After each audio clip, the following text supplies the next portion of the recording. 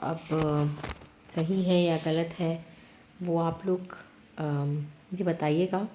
आप लोगों को कुछ ऐड करना है, कुछ आपकी कुछ ऐसी चीज़ें हैं जो शेयर करनी है वर्क प्लेस के ऊपर, तो वो भी मैं कमेंट बॉक्स ऑन रखूँगी, उस पर कीजिए। एंड लेट्स डिस्कस कि क्यों है ये वर्क प्लेस स्ट्रेस इतना बड़ा इशू क्यों है। तो पहली बात तो ये है गाइस कि मैं 14 साल में ना मैंने बहुत ही बड़ा शिफ्ट देखा है। भले मैं आपसे ये बोलूँ कि ये शिफ्ट जो है ये कई बार क्योंकि हम एक इंस्टीट्यूशन जो होती है ना, वो तो एक वर्क प्लेस है, बस लोगों से ही आपका यूनिट बनता है, लोगों से आपकी टीम बनते हैं, आपकी मेमोरीज़ बनती हैं, आपकी अच्छी बुरी जो भी एक लाइन ऑफ एक्टिविटी होती है ना, वो लोगों से बनती है। सो ऐसा नहीं है कि आप अगर मुझे अब बोलें कि मतलब ये 14 साल बिल्कुल स्मूथ गए हैं, तो ऐसा नहीं हुआ है। कई बार सही, कई बार गलत, कई बार झगड़ा, कई बार नॉर्मल डिस्कशन भी आर्गुमेंट में चेंज होना, अपना पेशेंस लूज़ करना, सब कुछ होता है।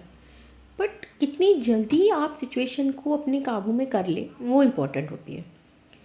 तो पहली चीज़ तो मैं आप लोगों से ये बोलूँगी, 2-3 चीज़ें हैं जिससे मैं सहमत ही नहीं हूँ। मेरे दिमाग में आज तक ये घुसी नहीं कि क्या ज़रूरत है इस चीज़ की।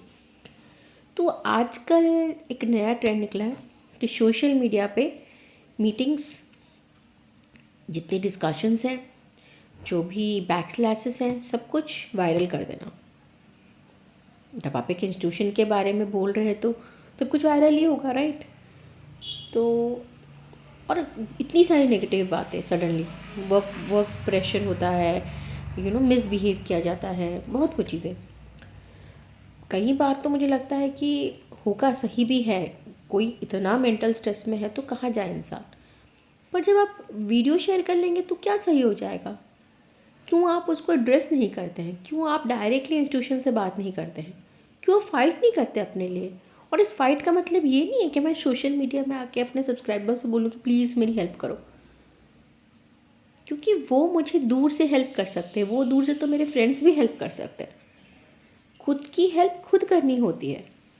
आपको गलत लग रहा है, आपके फ्रेंड्स सबको एडवाइस किया, लिसन, तू लिख, तू अपने सारे ग्रीवेंसेस लिख और अपने सीनियर्स को भेजो। सही है ये? कितने हैं हम में से जो ये फॉलो करते हैं, पर कितने हैं हम में से जो वीडियो बना के वायरल कर देते हैं ये बोलकर कि ऐसा बिहेव किया जाता है बैंक्स में, ऐसे बिहेव किया जाता है वर्क प्लेसेस में। तो ऐसे नहीं बिहेव किया जाता है। हर जगह की सिचुएशन अलग होती है। कई बार मुझे भी लगता है कभी कभी सीनियर्स थोड़े हार्श हो जाते हैं, और मे बी उसके पीछे भी उनका ज़्यादा स्ट्रेस होना ही होता है, क्योंकि आप तक जब बात पहुंचती है ना, वो फिल्टर्ड हो जाता है। इतनी ग्राउंड लेवल स्टाफ, जब उस तक कोई बात पहुंचती है, जब उस तक कोई गुस्सा या कोई एंगर इशू पहुंचता है, तब तक वो फ़िल्टर होके आता है। आप सोचिए, पहले एमडी सर ने किसको बोला होगा, फिर किससे किसको बोला होगा, फिर किससे किसको बोला होगा। ये जो हायरार्की प्रोसेस है ना, जो धीरे धीरे धीरे धीरे नीचे आता है, आप तक तो बहुत कम पहुंचता है। जो इंसान बीच में खड़ा है और उस तक बात पहुंच रही है, वो किस लेवल की होगी आप सोचिए। फिर भी हम लोग 2 मिनट में उंगली उठा देते हैं, ये आदमी गलत है, सब कुछ गलत है। और देखा जाए तो वो एक पूरा प्रोसीजर यूनिट है, कोई एक आदमी कोई डिसीजन नहीं लेता। आप बोलेंगे आप बैंक में गए हैं लोन के लिए, आपका लोन सडनली कैंसिल हो गया, रिजेक्ट हो गया, आपने सारा दोष ब्रांच हेड पे डाल दिया। आपको क्या लगता है ब्रांच हेड खुद ही डिसीजन ले लेगा? वो अपने joint manager, processing officer, credit officer, किसी से कोई बात नहीं करेगा। और अगर वो नहीं करके आपको रिजेक्ट कर रहा है तो वो ज़्यादा प्रॉब्लम में है, आप नहीं हैं। आप तो कोई और बैंक चले जाएंगे, आजकल तो इतने सारे बैंक से, इतने सारे ऑप्शन है, आप चले जाएंगे। वो लूज़ कर रहा है आपको, आप नहीं लूज़ कर रहे हो उसको। स्टिल आप सारा ब्लेम ब्रांच हेड पे डाल देते हैं, वो आदमी ही गलत है, उसने तो मेरी बात भी नहीं सुनी, 1 महीना लिया उसने, फिर भी मेरा लोन रिजेक्ट कर दिया। तो हम लोग ब्लेम डालने में एक्सपर्ट होते हैं, हम लोग किसी पे भी ब्लेम डालते हैं कोई भी बात के लिए। ये बात सिर्फ इसलिए नहीं कि कस्टमर मतलब मैनेजमेंट पे या किसी एक व्यक्ति ब्रांच हेड पे अपना ब्लेम डालता है, और ये भी नहीं है कि ब्रांच हेड किसी और पे ब्लेम नहीं डालता है। हम लोग बस ब्लेम डालते हैं। We don't discuss, we don't address issues. बहुत इम्पॉर्टेंट है ये, पहला तो वो होना चाहिए। ये एक बात हुई। दूसरी बात है कि मैं वर्क प्रेशर में हूँ, मुझे कुछ समझ में नहीं आया, पता नहीं क्या ट्रिगर हुआ और मैंने एक स्टेप ले लिया, एक गलत स्टेप। मैंने खुद को ख़त्म कर लिया, मैंने कुछ कर लिया। और इंसान उतना स्ट्रेस में नहीं होना तो वो खुद को ख़त्म भी नहीं कर सकता। आप सोचिए, इतना इजी भी नहीं है खुद को ख़त्म करना। अभी मैं पूछूं कि कितने लोगों में उतनी हिम्मत है कि खुद को जाके ख़त्म कर लो, तो किसी में नहीं है। और क्यों होनी चाहिए हिम्मत इस चीज़ के लिए? क्यों आप में हिम्मत ना हो कि मैं इस प्रॉब्लम को एड्रेस करूं, मैं किसी सीनियर से बात करूं, मैं इसमें से निकलने की कोशिश करूं, मुझे प्रॉब्लम हो रही है एटलीस्ट ये बात मैं बताऊं, और बस मुझ में हिम्मत है कि मैं खुद को ख़त्म कर लूं। और उसके बाद का क्या? आपके फैमिली का क्या? आपके बच्चों का क्या? उनकी बात कौन सुनेगा? कोई और है क्या जो मदर फादर बन जाए, वो डिजिग्नेशन को वो काबू कर ले? जहाँ पे आप बैठे हैं ना, मैं अभी भी बोलती हूँ, मैंने बहुत लोगों से बात बोली है कि एक बैंक को एक स्टाफ मिल जाएगा, आप छोड़ देंगे तब भी एक स्टाफ, नया स्टाफ उनको मिल जाएगा। लेकिन एक बच्चे को नया माता पिता नहीं मिलता है। जो आप हैं वो आप हैं। The position you have build up your self is very important for a child. मेरे बच्चे के लिए मैं एक ही माँ हूँ, उसके लिए जो करना है वो मुझे ही करना है, मेरा काम कोई और नहीं कर सकता। लेकिन अगर मैं उस ब्रांच से निकल जाऊँ जहाँ पे मैं भी काम करती हूँ, तो मेरी जगह पे कोई और मुझे रिप्लेस कर लेगा। भले ही कुछ दिन लगे, कुछ महीने लगे, लेकिन हो जाएगा, क्योंकि वो जगह रिप्लेस हो सकती है। मेरी सिचुएशन मेरे बच्चे के साथ रिप्लेस नहीं हो सकती। तो प्रायोरिटी आपको डिसाइड करनी है। प्रायोरिटी आपके लिए कोई और डिसाइड नहीं कर सकता। आपको बुरा लग रहा है कोई बात, आप उसको जाके बोलिए। मैं हमेशा ये मानती हूँ ना, कम्युनिकेशन दुनिया का सबसे खूबसूरत चीज़ है। अगर आप कम्युनिकेट कर सकते हैं, अपने आप को एक्सप्रेस कर सकते हैं, तो आप सब कुछ कर सकते हैं। बस आपको एक्सप्रेस करना है और तहज़ीब से करना है। ये नहीं कि जाकर बस बोल दिया मुँह पर, ख़त्म, कहानी हो गई। नहीं, बोलने का भी ढंग है। किसी को बिना हर्ट किए कैसे बात को आगे रखना है, बहुत ज़रूरी है। वो पहली चीज़ है which we have to learn as individual. कितने हैं हम में से जो ऐसा कर पाते हैं? नहीं कर पाते, और फिर किसको ब्लेम करते हैं हम लोग। तो इसलिए नहीं बोल रही हूँ आप लोगों को कि बोलने के लिए है, उपदेश देना है, नहीं। मैंने 14 साल ये चीज़ प्रैक्टिस की है। अभी भी जब मैं कस्टमर से बात करती हूँ ना, तो I don't dare to talk in that voice कि मैं किसी को हर्ट कर दूँ।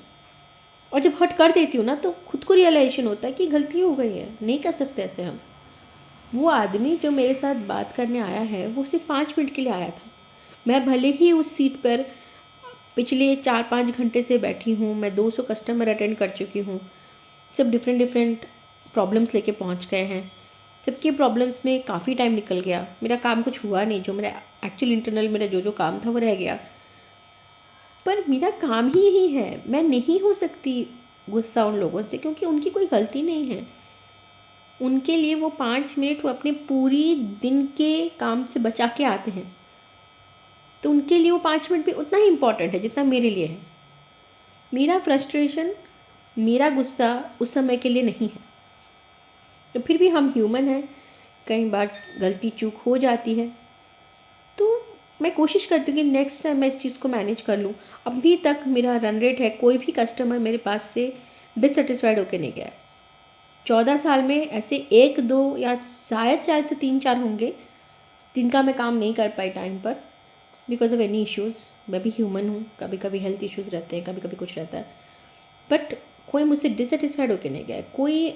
कोई मेरा ऐसा कस्टमर नहीं है जो आके बोलेगा कि मैडम ने मेरा काम ही नहीं किया, मैडम ने तो मेरे मुँह को ही नहीं देखा, वो तो अपना काम कर रही थी, मैंने बोला, उसने हूँ मारा और वो बस मैं निकल गया। आई फील जब मैं कस्टमर को देख के एक स्माइल करती हूँ, तो जो रिलैक्सेशन मुझे होता है उसको भी होता है वो कंफर्ट कि हाँ, मेरा काम अब हो जाएगा, जल्दी हो जाएगा और मैं घर जाऊँगा। भले ही कुछ इश्यूज़ हो सकते हैं टेक्निकल, बट ये मेरा एक्सपीरियंस है, जब आप किसी को उतना हद तक रिस्पेक्ट करते हैं तो वो भी आपको रिस्पेक्ट करता है। अगर वो प्रॉब्लम 5 मिनट में सॉल्व हो सकती थी, लेकिन कुछ टेक्निकल इश्यूज़ की वजह से वो चीज़ 2 घंटे में सॉल्व हुई।